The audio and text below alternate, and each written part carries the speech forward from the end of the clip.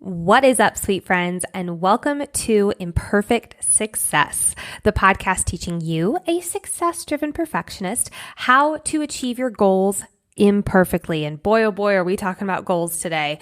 I want to ask, have you ever been in what I'm going to call a goal setting slump, where your motivation is totally tanking? You're really down on yourself. You feel like your goals aren't moving fast enough. You feel almost like, are these ever going to happen for me? Well, today we're going to do a big ol' goal pep talk with 7 things I want you to remember when it comes to going after your goals. So let's dive in.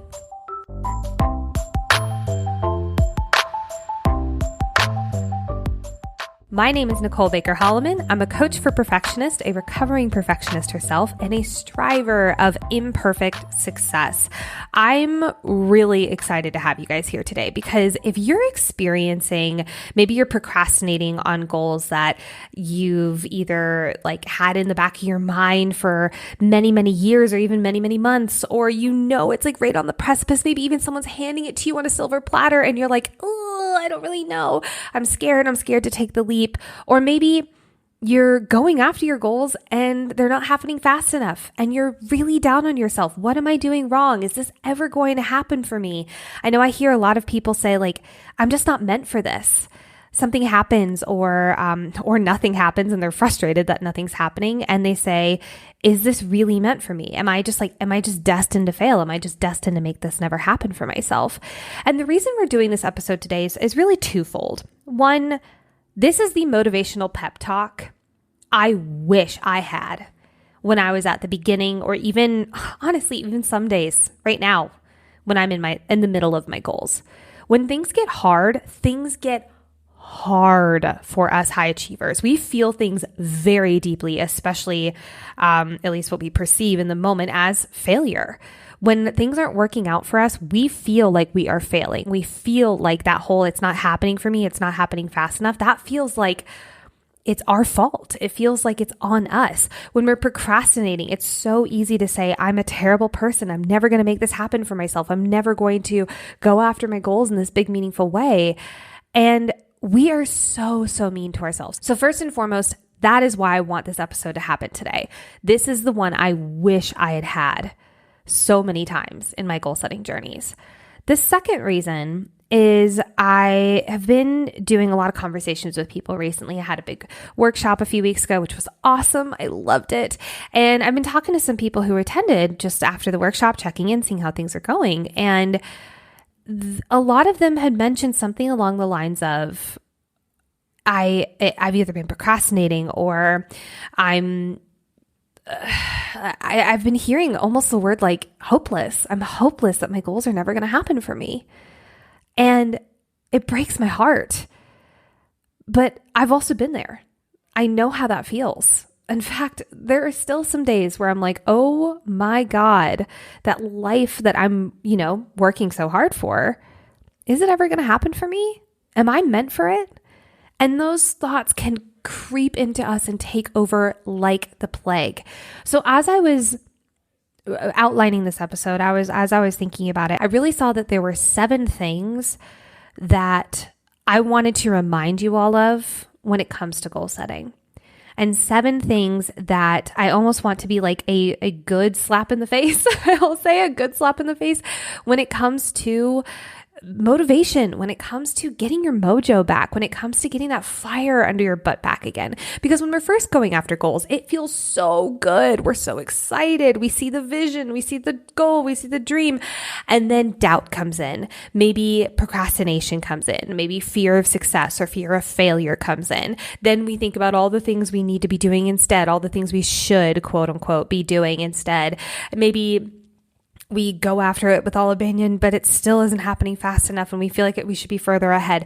We are so freaking mean to ourselves on the goal setting journey. So here's 7 things that I want you to remember no matter where you are in goal setting. If you're at the beginning of your goal, if you're at the middle, or if you're at 99%, you're just waiting for that last percent point to come in. This is what I want you to remember. So number 1, being a beginner is a good thing. Being a beginner is a good thing. When we are perfectionists, we want to be the expert. We want to be the best person in the room. We want to be at level 100. We want to be, the like kung fu master of whatever it is we are going after. And yet that is just not possible. And one of the things I see a lot of people do is beat themselves up at the beginning because they're not good enough. They're not an expert enough. They're not far enough ahead in their goals. And actually, here's a personal example. I'm in the middle, actually, and I'll talk about this more later during our segments, but I'm in the middle of starting a new podcast. I'm so excited. It is something that has nothing to do with personal development. It is very more hobby based, and I'm chomping at the bit. I'm literally, I can't remember a time I have felt so creatively fulfilled. I might start crying just thinking about it. I'm so excited and actually when this episode drops, it will have dropped the day before. So we're launching it on September 11th. My sister and I are the hosts of the show, and it is for fantasy lovers and fantasy novelists. It's where we do deep dives into the lore, into the characters, into the theories, and all the jazz. So if you've read Fourth Wing, that's the book we're covering first. I'm so excited. But when I first started this, we've been working at this for a few weeks now. When I first started this, I was really nervous. I have never been a literary analysis type person. Yes, I do a lot of analysis for work. Yes, I do a lot of research. I love it. I would have it no other way. But when I started doing book analysis, I was like, oh my God, I feel like I'm in high school again. And I was the kid in high school who literally, SparkNotes was my best friend. I don't think I read a single book except Siddhartha in high school or in elementary school also, because reading was really difficult for me. I didn't know how to do it. I was afraid to be a beginner and be so far along in my education. It was just not something that felt comfortable, and it felt really, really scary and intimidating. So instead of working towards it, I put it off and I said, nope, okay, I'm just going to SparkNotes and make this easy. So when we started doing this podcast, I was like, oh my God, like literary analysis, I'm someone who has never done this before. But then I realized it's like, what if I just let myself be a beginner here? And I'm not going to lie, the amount of downloads or the amount of ideas and literary analysis genius that has come from me because I let myself be a beginner, I'm blown away. And not to like just totally hair toss, but I'm going to totally hair toss for a moment. Like I'm blown away at how easy and how fun and how, like I said earlier, creatively fulfilling this process has been. And it would not have felt as fun if I was trying to be the best literary analysis person in the world. Like I would be exhausted, and this would not be a fun project for something that I really, really love, which is these books. So being a beginner is a constant reminder that you don't have to know all the answers.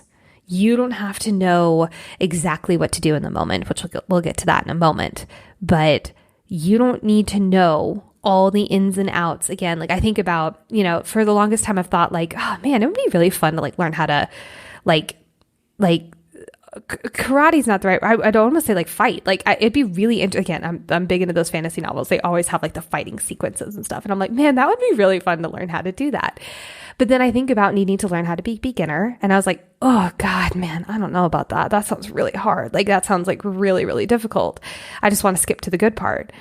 But you do have to be a beginner.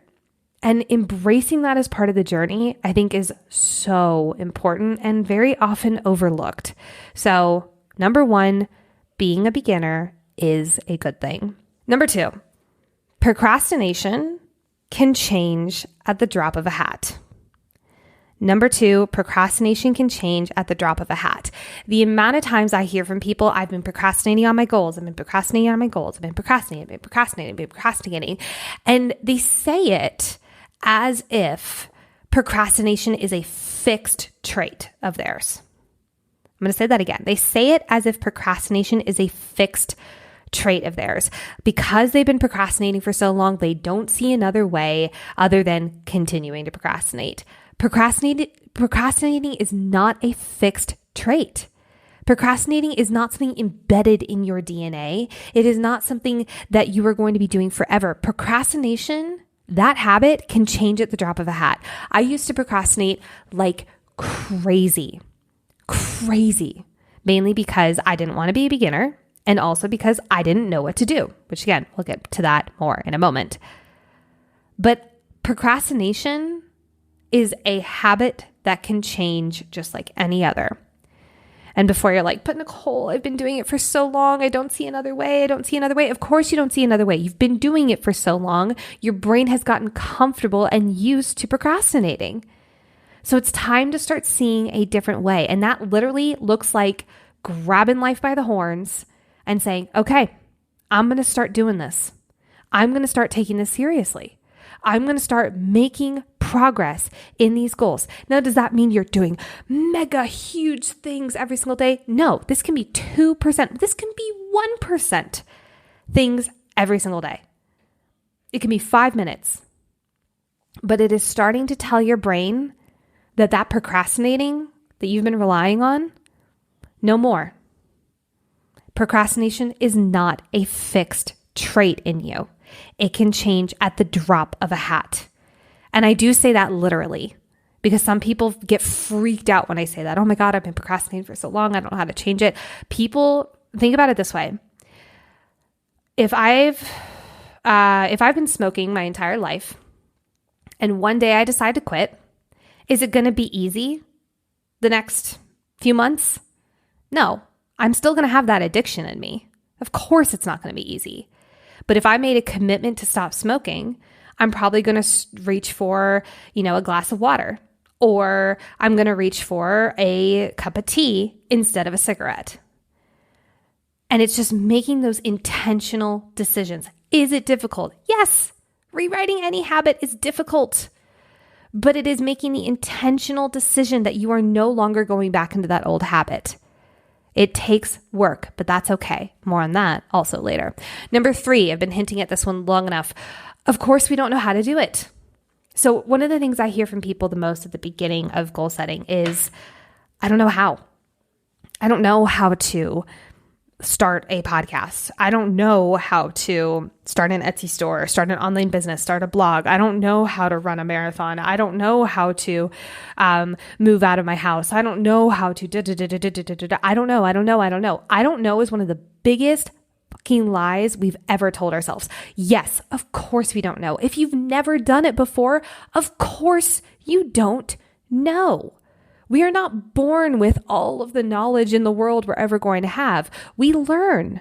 We learn how to do it. We didn't know how to do algebra when we were kindergartners, but then you went into algebra class and you learned. I couldn't tell you how to do most algebra now. I got a squared plus b squared equals c squared. That's about it. But I learned how to do it. I didn't know how to drive when I came out of the womb, but I learned, and now I can do it second nature. Of course, we don't know how. We learn. One of the things that I think is quite literally the biggest blessings we've ever seen come out of this AI boom is you can learn by literally going to, this is outstandingly amazing. I can't believe this exists in this world we live in. If you go into ChatGPT and you say, I want to, let's say I want to start a podcast. I want to start a podcast and I don't know how. Will you write out the first 10 steps for me? Guess what it's going to do? Write out the first 10 mother effing steps for you. When we say, I don't know, it is literally our brain shutting down and saying, I don't know, so I don't have to figure it out. I can stay comfortable. I don't need to get out of my comfort zone. I don't need to start my goals. I don't need to da-da-da-da-da. I don't know is also a form of procrastination. I don't know is such a huge form of procrastination. In fact, when we say I don't know, it is literally our biggest excuse to stay comfortable, to stay where we are. We don't need to move forward. So you do know how. Or if you don't, you're going to figure it out. It's a Google search. It's a ChatGPT question. Stop letting I don't know how hold you back from your dreams. Because I guarantee you, it's not, oh, I don't know how to do it. Oh, darn, so sad. It's, I don't know how to do it. And then an hour later, you're saying, man, you suck. You're terrible. How dare you not go after your goals? You're never going to amount to anything. You're going to stay here forever. It's not, I don't know, and bliss. It's, I don't know, and beat yourself up for not moving forward. So if it is, I don't know right now, figure it out. Tough love, baby. Figure it out. You have no excuses for I don't know right now. Now, I've heard people say, but no one's ever done this before. Have they ever done something adjacent? Have they ever done something close? Ask. One of my favorite things of, especially in this world, in the I don't know world, when I first started and I didn't know, ChatGPT doesn't existed. For whatever reason, my brain didn't think to go to Google, even though it's a thing I use every single day, didn't think to go to Google. I said, I don't know. And I said, okay, who are 5 people who do know? Can I reach out to them? And can I sit down with them and buy them a virtual cup of coffee and ask them so that I can know? And it worked really well. Maybe not all of them responded, and that was okay, but some did. And the ones who did helped me along the way. One of my favorite things, I love this, is when people reach out to me on Instagram DMs or on, it's typically on Instagram DMs, and they say like, I'm wanting to start a podcast. I'm wanting to start a coaching business, but like, I don't know how to do it. And I'm like, let's meet up for 15 minutes. I want to talk to you. I want to tell you what I wish I had known. And they say, oh my God, you do that for free? And I'm like, yes, because people did that for me for free.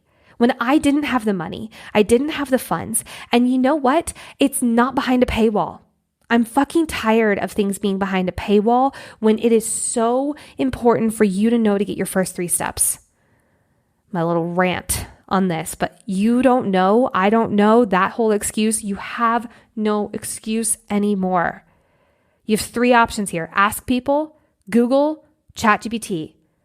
Those 3 options will give you at least step 1.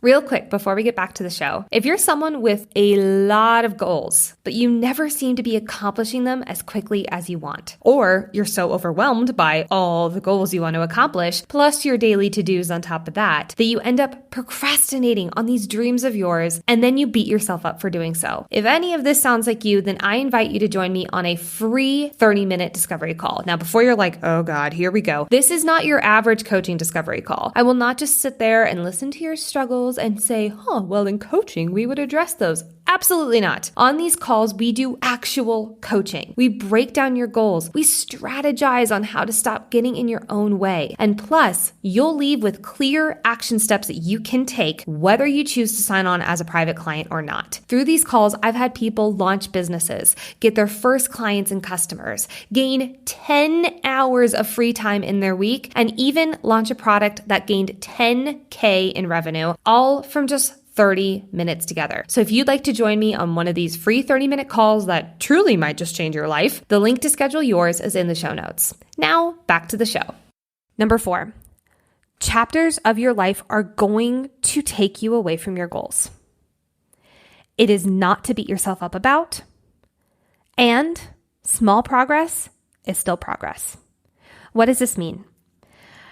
I have talked to a few people in the past, I'd say honestly, in the past 6 months, who are in chapters of their life where they are barely keeping their head above water.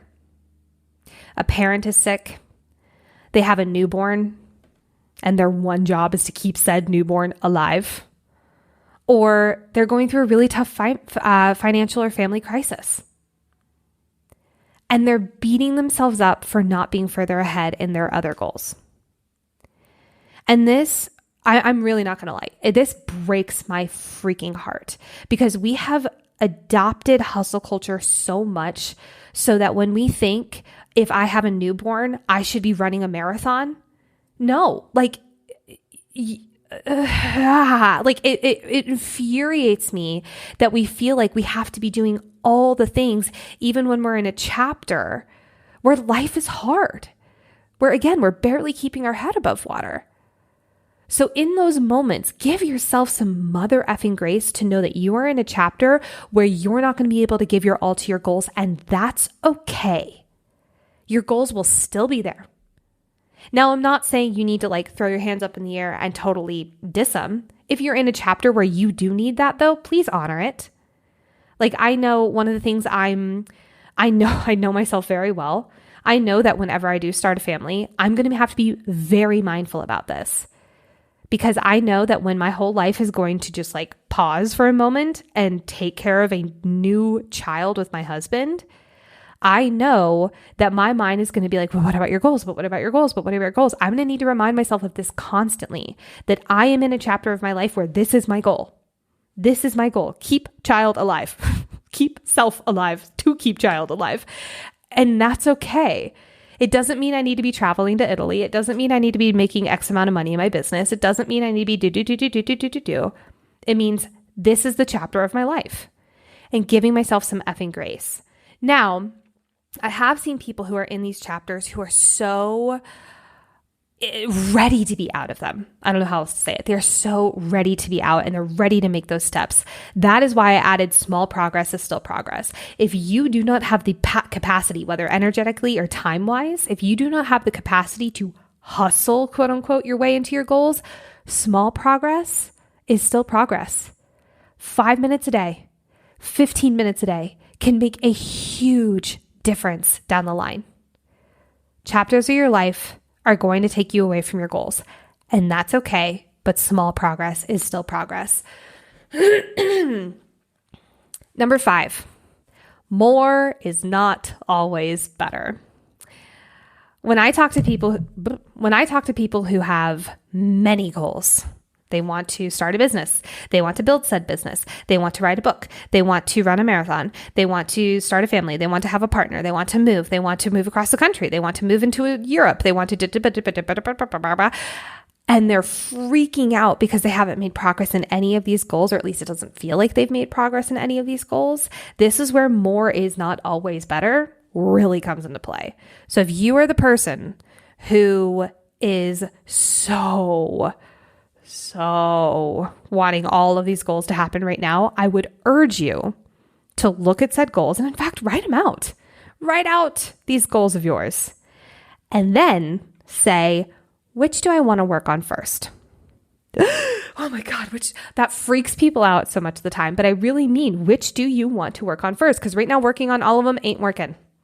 Because you're beating yourself up for not being further ahead. You're telling yourself you can push harder. You're biting on more than you can chew. Which one do you want to work on first? And let yourself work on one goal at a time. Now, I will say, I started this model, about like 4 or 5 years ago, and it worked like gangbusters. I was like, oh my God, this is amazing. I love this. Now, I'm at the point in my goal setting knowledge, in my goal setting science bullshit, that I can take on several more goals at a time. I always have at least one personal, one professional goal happening at any moment. And that works great. But I needed the foundation of one goal at a time for my sanity. So I stopped chasing 42 goals at one time and beating myself up for not being further ahead in any of them. More is not always better. Number 6, you have to put in the work. But that doesn't mean it can't be fun. You have to put in the work. But that doesn't mean it can't be fun. One of the things I see people, especially if they've been doom scrolling on Instagram a lot, they'll be like, my goals just don't feel easy. My goals just don't feel effortless. I don't understand. Why are all these people on Instagram talking about how business is so easy? It's so effortless. It's fucking not. No goal, especially if it's out of your comfort zone, especially if it's a stretch goal, no goal is effortless. And if it is, your goal is comfort zone. It is in your comfort zone. You have to put in the work. You have to get out of your comfort zone. That is part of goal setting. And I'm not going to lie, it sucks at first. It does. It really does. But there's a high you get after getting out of your comfort zone. One of my favorite feelings is like sending a really scary email or pitching myself to a really scary platform. Or,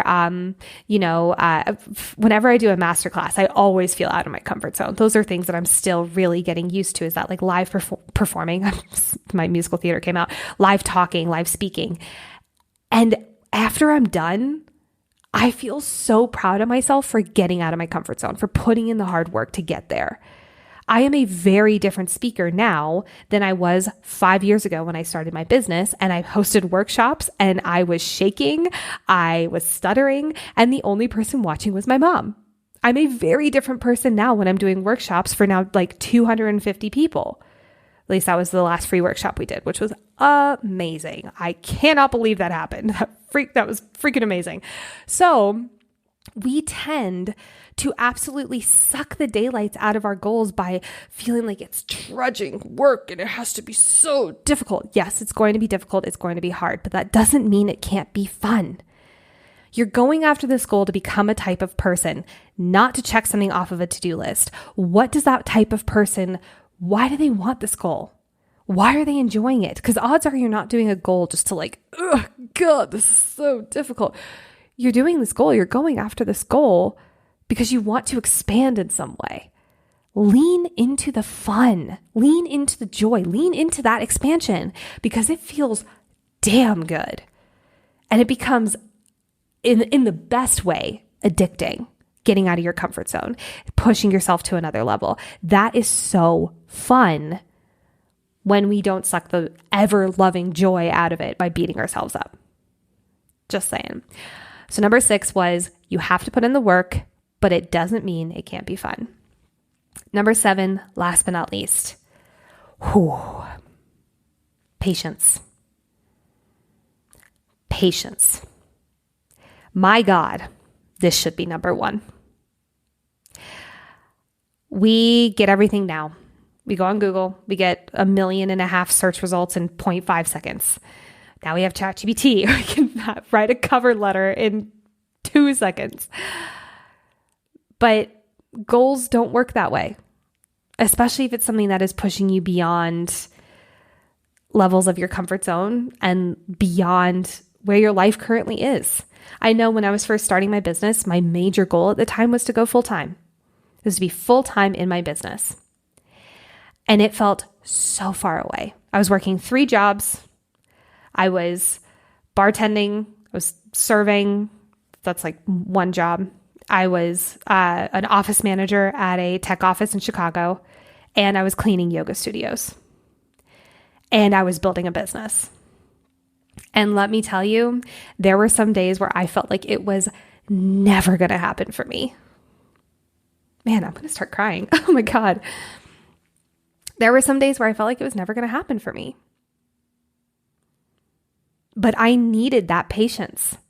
I needed to know that everything I was laying down was building something back up. I needed to know that I'm laying the foundational work right now. I am being a beginner. I am working my ass off to make this happen for myself. And when it finally did, I'm going to be honest with you, I didn't celebrate. I didn't take a moment and say, oh my God, that goal I've been working towards for almost 2 years. Wow, it finally happened. Nope. I said, okay, what's the next? What's the next goal? Which at the time was make a certain amount of money a month and move from Chicago to Colorado. I immediately went to the next goal. And I had no patience for those 2 either. And this breaks my heart a little bit. And I see this time and time and time again with people in this space. They achieve a goal and they're immediately on to the next one, or they're in the middle of a goal and they're beating themselves up into ever-loving oblivion because it's not happening fast enough. Or they're at the beginning of the goal, they're a beginner, and they're saying, why am I not an expert yet? Patience, patience, patience. I posted on Instagram a few days ago that it's a post about like 5 years can change your life. Where I was 5 years ago and who I am now are 2 very different people. It actually blows my mind how different of a person I am from 5 years ago. 5 years ago, I was drinking until 3 a.m. almost every single night. I was just moving in with my boyfriend, who's now my husband. I was still acting, and I was just making the decision to change from acting to being a business owner. I had no idea what I was doing when it came to business, and I was freaking out because I didn't know all the answers out right away, and I didn't know how to build a business, and I was beating myself up for it. I was in a living situation that, quite frankly, I didn't include this on the Instagram post, but I'm going to include it here. Like, I was in a living situation that really was not helping me. I was just a mess is what it felt like. I was a mess. I didn't know where I was. I couldn't speak to camera. Oh my God. There's a video. It's like my first ever talk to camera. I'm so glad I still have it. And I'm talking up here like this, and I'm breathing like this. I mean, it was like a night and day difference. You can't even tell the difference between that person and me now. I mean, here I am, 223 episodes into a podcast, breathing like a normal fucking human. And I've done thousands and thousands and thousands of hours of speaking in the past 5 years. And I had to have patience. And I'm not going to lie, sometimes I did, much more in recent years, definitely. And there are still some days, even now, where I'm like, oh my God, can I just be at that next level yet? So patience has to be at the top of our minds all the time when it comes to our goals. It's going to take time. Good things do. I'm glad it didn't happen for me right away. Much easier to say in hindsight, obviously, but I am glad it didn't happen for me right away. Because those blood, sweat, and tears gave me stories, gave me experiences, gave me mindset shifts that now I use almost daily as examples for the show, for my community. It helps me not only relate to people more, but it also reminds me that those blood, sweat, and tears, they were worth it. Again, hindsight's way easier to look at, but patience needs to be number one here. Before we wrap up this episode, a quick summary of these 7 things. Number 1, being a beginner, it's a good thing. You're allowed to be a beginner. Number 2, procrastination can change at the drop of a hat. It is not a fixed trait. Number 3, of course you don't know how. You've never done this shit before, and you get to learn, and it's available everywhere for you. Number 4, chapters of your life are going to take you away from your goals, but small progress is still progress. Number 5, more is not always better. Number 6, you have to put in the work, but that doesn't mean it can't be fun. And number 7, my God, have patience. Have patience, have patience, have patience. Friends, let's do some quick segments and wrap up this short and sweet pep talk episode. First and foremost, goal to celebrate. I've dropped this a little bit in the podcast, but I am launching a new podcast, and it launched as this dropped, it launched the day before. So it launched on September 11th. I'm so excited. Again, I feel like I'm more creatively fulfilled than I have been in months and years even. And I literally could cry. I'm so excited about where this is going. I know we have a lot of fantasy lovers on this show. So if you love fantasy, if you've read the book Fourth Wing, that's the book we're starting first and lead up to the sequel that's coming out soon. Check it out. It is for nerds. It is for people who love deep diving into fantasy worlds. And it is so different than the show. I can't even tell you, but I'm really excited. It is called Fantasy Fangirls. Fantasy Fangirls is the name of the show. I love it. I'm so excited. So goal to celebrate is that officially launched. We're deep in episodes right now. We're deep in outlines, and I'm over the moon. I don't know how else to say it. Number 2 segment is how was I a perfectionist this week? So after having a workshop last week, after being gone for a conference the week prior, I was like, I am going to have a bit of a lighter week this week. I want to have things a little bit lighter on my end so that I'm not quite as in the weeds. And the other day I was, going through a day, I was going through a lighter day, and I was like, oh my God, I should be doing more. Shouldn't I be doing more? There's things that I should be doing. What are those things? I don't even know. What are the things I should be doing? And I had this absolute moment of panic of I should be doing more, which is such a huge perfectionism thing. And I had to catch myself and be like, you planned this for a reason. You're allowed to have a lighter week. Not every single week has to be pushing yourself to the brink, Nicole. And just reminding myself of that. In fact, I actually needed to step away from my office. I went, and I've talked about this a bit, put my legs up the wall. It's literally where you lay on your back, scoot your butt up to the wall and put your legs 90 degrees up the wall, like so they're flush with the wall. So you almost look like a 90-degree graph, basically. And I just took a moment and breathed. And I was like, okay, I'm allowed to take an easier work week. I'm allowed to take an easier work week. And that really helped. It really, really did. So perfectionism can still come up and rear its ugly head, friends. But man, oh man, those tools, when we use them, love them. Friends, that's all we got for today. As a friendly reminder, I have those discovery calls available. I have free 30-minute calls. If you are struggling with any of the things we talked about on this episode today, please book one of those calls. You have nothing to lose. It is a free 30 minutes of you and I coaching together. Point blank. It's awesome. I love them. You can go to lifecoachbaker.com/discovery call to sign up for one at your earliest convenience. And by the way, I had people ask me recently, they're like, hey, I don't see a time available. Send me a DM or send me an email. We'll figure out a time together. Those are just my available calendar times, but I've definitely picked other times off my calendar so that we can make times work for you that you can make. So again, lifecoachbaker.com/discovery call. Till next time, sweet, beautiful friends, keep striving for that imperfect success.